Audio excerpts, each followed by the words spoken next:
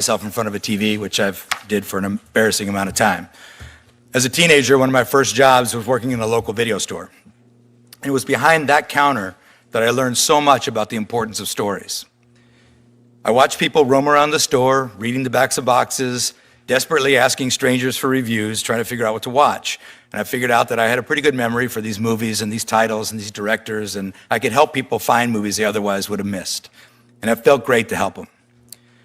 Home entertainment and the video store gave consumers value, choice, and control. But you had to do the distribution by yourself. You had to drive back and forth to the store.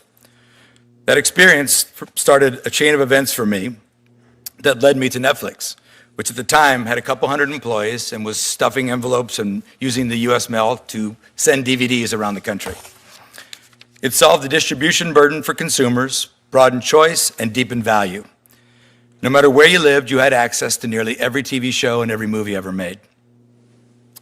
But you had to stand around waiting by the mailbox to rent them and return them. So in the late 1990s, we saw how the internet was about to change entertainment as we know it today. So we built the technology to stream shows and films. Finally, fans had access to thousands of choices, with total control of how and when to watch them, and at a tremendous value relative to TV. Over a decade ago, we began programming our own programming, like House of Cards and Stranger Things and The Crown, and movies like The Irishman and Marriage Story, Red Notice. Netflix productions have already created more than 155,000 American jobs, contributed $225 billion to the US economy. We have filmed in all 50 states. While other media companies have been cutting back their content spending, we have increased ours. If you're wondering if we're in this for the long haul, we're spending $1 billion right now to transform the old Fort Monmouth military base in New Jersey into a state-of-the-art production facility, revitalizing the local economy there. We also export American stories to the world. About the only place you won't find Netflix is China, because they censor us and block us. With Warner Brothers, we're going to create more economic growth and create more value for consumers. Warner Brothers' assets are very different from ours. They have a century of iconic IP, they have a world-class theatrical distribution business, and their studios produce and license TV shows to other networks and other streamers. We plan to operate those businesses largely as they are today. Netflix and Warner Brothers both have streaming services, but they are very complementary. In fact, 80% of HBO Max subscribers also subscribe to Netflix. We will give consumers more content for less. So this is not a typical media merger, where you end up with what's called the Noah's Ark problem, two of everything. We're buying a company that has assets that we do not, and we will keep investing in Warner Brothers. We will preserve one of the 5 major studios in Hollywood. We'll support theaters by releasing those movies with traditional 45-day windows. And we'll keep growing the American entertainment industry. Let's be clear, TV and film have never been more competitive than they are today. And this deal will not change that. Our goal is to win the moment of truth. That's when Americans sit on their couch, pick up their remote control, and decide what to watch. That's where we compete. Today, consumers can easily choose between broadcast and cable like CBS and so many other networks, and streamers like Netflix, Disney+, HBO Max, Peacock, Paramount+, Tubi. And that also includes deep-pocketed tech companies who are trying to run away with the television business. Companies like Google's YouTube, Amazon Prime Video, and Apple.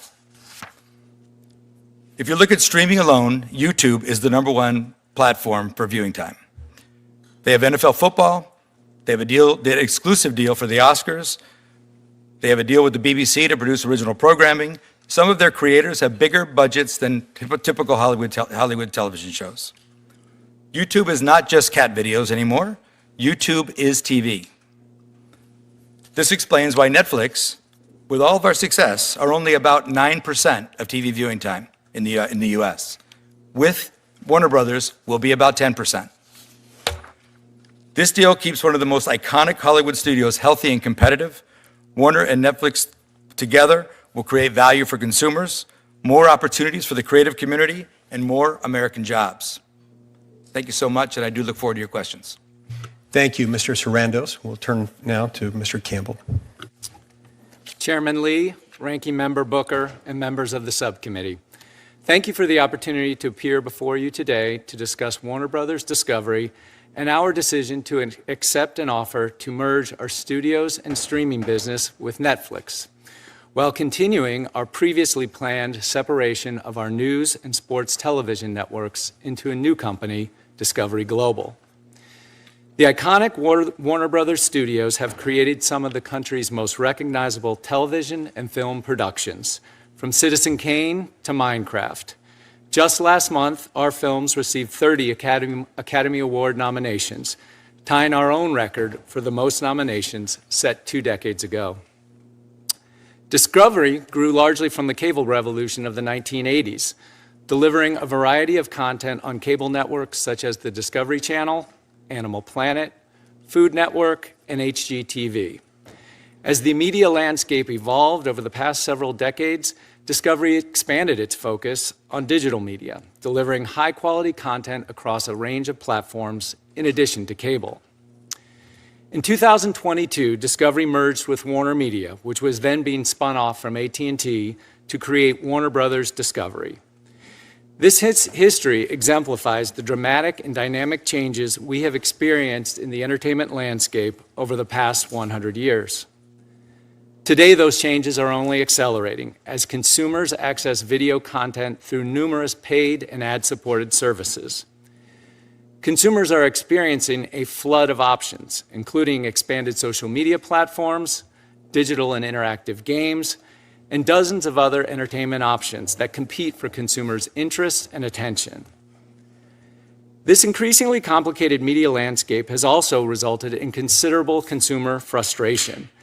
The abundance of streaming options has made it more challenging for consumers to find the content they want. Advertising revenue is also less stable due to marketplace changes such as the move to on-demand streaming services and the rise of social media. At Warner Brothers Discovery, we have continuously sought to innovate and respond to the changing marketplace. The 2022 merger gave us the ability to identify and align common business strategies. We found our alignment with our combined collection of sports, news, and other cable networks.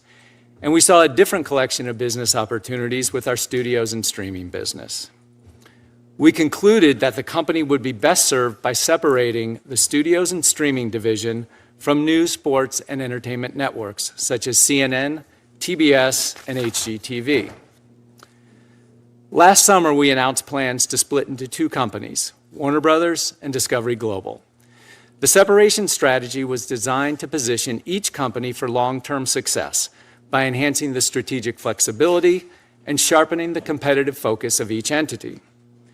That decision prompted others in the industry to look anew at the company and our world-class collection of media franchises, brands, and properties. Last fall, we began to receive various outreach and offers, including most significantly from Paramount, Skydance, and Netflix. Our board responded with a full review of the company's strategic options. Paramount, Skydance, Netflix, and another company made a variety of offers that our board considered carefully and fully. Ultimately, after careful evaluation of the competing offers, our board unanimously determined that Netflix's offer was and remains the best opportunity for our company. In this proposal, we saw a compelling and unique opportunity to combine our existing separation strategy with the strengths of Netflix. This vertical merger permits Netflix to expand its nascent movie and television production capabilities with the addition of the Warner Brothers studio assets. It gives our production capabilities access to Netflix's popular and consumer-friendly streaming and distribution platform. The merger also permits us to continue our planned separation of the global networks business, which we continue to believe is in the best long-term interests of the company. At the same time, the board continues to review and evaluate additional offers as they have been received to determine if any are superior to the Netflix offer, consistent with the board's obligations under law. We are excited about the future of the combined company with Netflix and we look forward to providing consumers with thrilling and entertaining content across all of our storied media properties for many years to come. Thank you, and I look forward to answering your questions. Thank you so much. All right. We're now going to proceed to questions. Each senator will have 5 minutes to ask questions per round, and we'll alternate between Republicans and Democrats in order of seniority subject to the early bird rule. And as I mentioned earlier, Ranking Member Durbin has had a conflict, so when he arrives, we'll hope to hear his opening statement as well. Mr. Sarandos, why don't we start with you, if that's all right. Now, Netflix, under current conditions, that is pre-merger status quo Netflix, it produces and distributes its own scripted long-form, full-length feature films, TV shows, documentaries, and series, correct? Thank you, Senator Lee. Yes, it is correct. We do produce. It is a small portion of our title but offering. it's part of your library. Part of our library, yes. In fact, it plans to invest roughly $20 billion annually, separate and apart from the merger, in order to increase production, adding to its portfolio. Is that right? Production and licensing, correct, Yes. sir, yes. So if Netflix already produces content and plans to increase production, increase that investment on new production, regardless of the merger, tell me why, and retention of creative talent, including writers, directors, actors, and other production professionals that go along with the process of producing this content. Consolidating two major employers within the same market inevitably has an impact on and can significantly weaken competition for that labor. The Department of Justice and the Federal Trade Commission have made clear that monopsony power, which here refers to the potential power to suppress wages or limit professional opportunities, is a cognizable antitrust harm, separate and apart from any monopoly-focused concerns. The Department of Justice has demonstrated this when it successfully blocked, for example, Penguin Random House's attempted acquisition of a competitor, Simon & Schuster. Second, this merger raises potential vertical concerns. Netflix is the largest global streaming platform, wielding an enormous influence due to its size over what audiences watch through its proprietary recommendation algorithms. Warner Brothers controls a portfolio of film and television content for its part. So combining dominant distribution with additional premier content creates the classic risk of what we refer to as vertical foreclosure. The merged firm would have both the incentive and the ability to put rivals at a disadvantage. It could withhold marquee titles, it could raise licensing fees, it could favor its own content with recommendations. On a platform of Netflix's size and reach, even a small set of changes in visibility could impact competition. This deal also has potential downstream implications for movie theaters.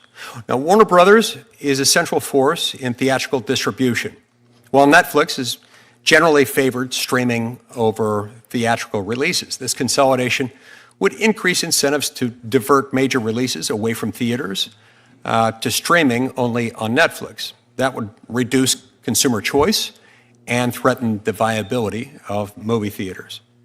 Now, these risks are amplified by data ownership. Netflix already, due to its innovation and investments in this area, has unmatched insight into viewer behavior. Combining that with the content library of Warner Brothers could further entrench Netflix's dominance and raise barriers to entry, make it harder for nascent competitors to enter the market and compete effectively. Antitrust cases are often decided on the basis of market definition, how you define the market in which the merged entity would make its appearance. It makes a big difference. In a subscription video on demand market, if it were defined in that way, the combined firm would likely exceed the 30% market share threshold, thus triggering a presumption of illegality established by the Supreme Court in longstanding precedent, the United States versus Philadelphia National Bank. Additionally, this merger does not occur in a vacuum. It doesn't occur in isolation. Netflix recently secured an exclusive multi-year agreement with Sony Pictures. This arrangement, announced really just in the last couple of weeks, suggests a broader strategy to consolidate even more premium content behind Netflix's own paywall. Even the uncertainty surrounding this merger risks weakening Warner Brothers as a strong, independent competitor to Netflix, which it currently is. So all told, one might say that Netflix seeks to become the one platform to rule them all, or at least to exercise a significant amount of market dominance. The merger raises numerous antitrust concerns. In a nutshell, consolidating both production and distribution power. If approved, the merger will likely shape in a really significant way how Americans access movies and series for many decades to come. I look forward to hearing the testimony from our witnesses. And Ranking Member Booker, we will now proceed to you and hear your opening statement. I'm really grateful for Chair Leaf organizing this hearing in partnership with my team. We both are coming at this and with a lot of bipartisan accord that we have a real crisis in our nation right now with a level of corporate concentration like has not been seen for generations, going all the way back to the trust-busting days of Roosevelt. I would be remiss if I did not acknowledge that to my left is Amy Klobuchar, who literally wrote the book on antitrust enforcement, and having her leadership here and continued focus is extraordinary. And I'm grateful to serve in between both of these individuals and just feel very grateful today. I want to thank Mr. Sarandos and Mr. Campbell for coming here. It is not fun often to testify before Congress. Sometimes I wonder if it ranks higher than a visit to the proctologist or to the dentist. I'm not sure, but it means a lot that you all are here. Proctologists and dentists everywhere are outraged by that statement. I am sure I will get letters. I'm sure I will get letters. We're going to examine a lot of the specific facts of this proposed Warner Brothers Netflix merger, but I do want to say very specifically that there is an absence. I believe that this sale of Warner Brothers to any competitor could have serious consequences for consumers and for the television and film industry. And the absence of not having Paramount Skydance here, who has made a hostile takeover, is frustrating. I invited David Ellison, Chair and CEO of Paramount Skydance, to appear today. Mr. Ellison declined, stating that Paramount, quote, does not believe it would be useful or helpful for them to participate as a witness because their offer had been rejected. I'd like to just ask for unanimous consent for this letter to be submitted into the record. I do want to thank Mr. Ellison, though, for meeting with me and I know other senators in person to answer our questions. It was actually a very fruitful conversation. It's unfortunate it wasn't in public. Paramount's still a player here. They have made a hostile bid of $108 billion. And for that very reason, I again just want to state that their participation would be really relevant to this hearing.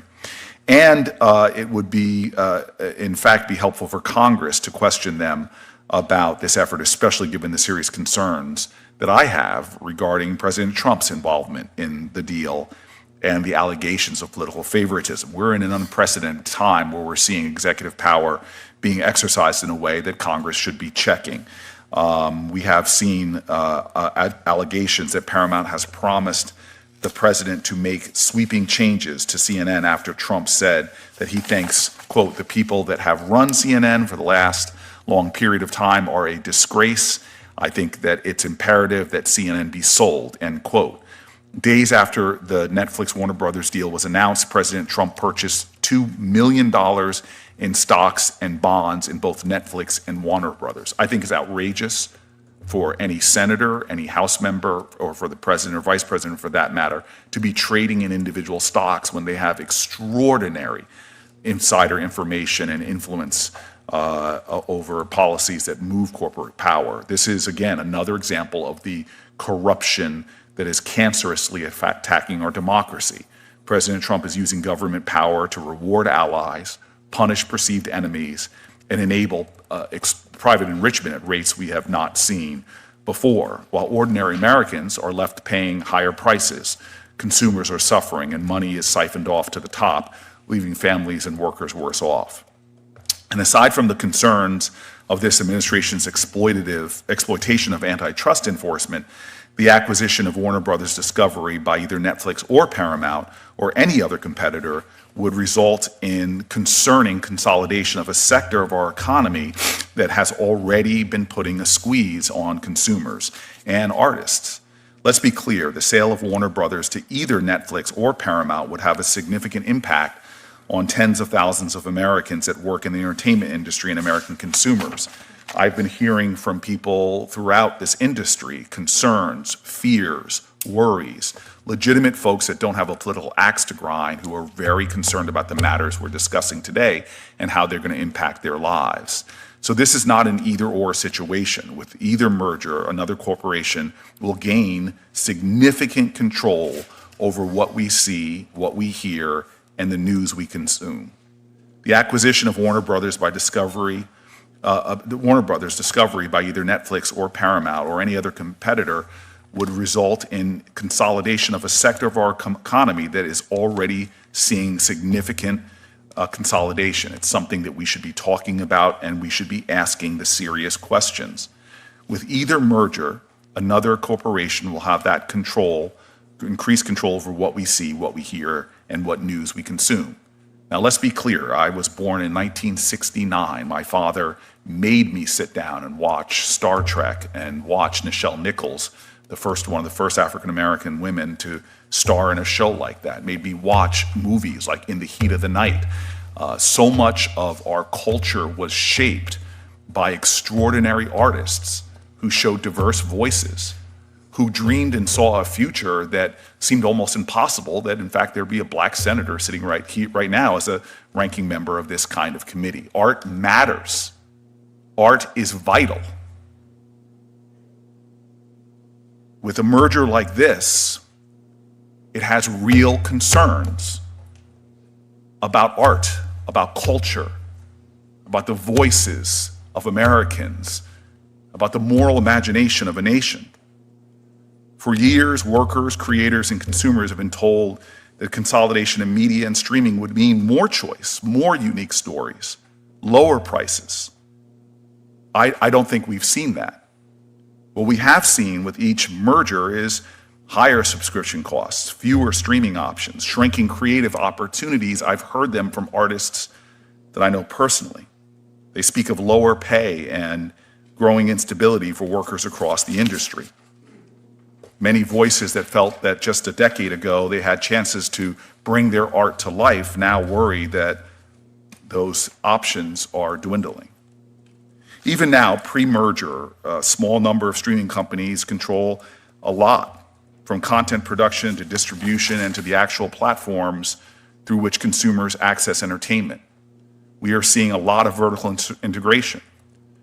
We know Netflix power. I am a subscriber. I watch Netflix with probably hours I don't want to confess here in an open hearing and put on the record, but it is the dominant streaming platform of my household as well as in our nation. And that's just domestically. It has an extraordinary global scale and reach. Worldwide, they have over 325 million consumers, with their closest competitor, Disney Plus, with half of that at 130 million subscribers worldwide. Warner Brothers controls one of the most valuable and largest content libraries in the world, including HBO, Harry Potter, CNN, and for me, one of my favorite platforms is DC Comics. And the fact is that Netflix Warner Brothers transaction would consolidate the largest distribution platforms with one of the largest content producers, and that should raise questions that Americans should have answered. I have concerns about Netflix getting more power over consumers and leaving fewer alternatives and streaming platforms. I have concerns about startups and competition, and of course, as I've already stated, about the impact on artists and artistry in our country. I am angry about our antitrust laws, which have been ignored by Democrats and Republicans in the White House. I believe that we are now seeing consolidation that is screwing Americans from our farms to pharma. We are in a crisis in America. Our antitrust laws are designed to ensure that independent studios, smaller streaming services, and new entrants are not shut out and left unable to compete with companies that control both content and distribution. The concern that so many Americans have is not just about their jobs and the prices they're paying, but as my father, should he be alive right now, would be concerned about less movies and less original story making. We have such a vibrant entertainment industry. We have an entertainment industry that's the envy of the world and in fact shapes the world. I want to make sure that everything we're doing is protecting what is so profoundly American: freedom, the fact that workers are treated fairly, that consumers have choice, that competition exists. I urge federal enforcers to review this merger fairly and without political bias, without a president bringing his personality and his political opportunism to bear. I think what the American people deserve is to see our laws, as conceived by previous generations, enforced justly and thoroughly. I look forward to hearing from the witnesses, and again, I thank them for being here. Thank you, Ranking Member Booker, and what you offered will be admitted to the record without objection. The Senate Antitrust Subcommittee is, of course, a subcommittee of the Senate Judiciary Committee. We're grateful to have the chairman of the full Senate Judiciary Committee, Senator Grassley, here with us, and we'll now turn to him for his opening statement. Thank you. Every seat in this hearing room is filled, which speaks to the great interest in this issue, and it also speaks to maybe some of the controversy with the issue. This committee is interested in this because we want to make sure the Department of Justice and the Federal Trade Commission does its job of oversight on antitrust. So I thank Chairman Lee and Ranking Member Booker for holding today's hearing on this proposed Netflix Warner Brothers transaction. We all know that America pioneered the film industry, from Hollywood musicals to John Wayne westerns and the rise of modern television. Families still watch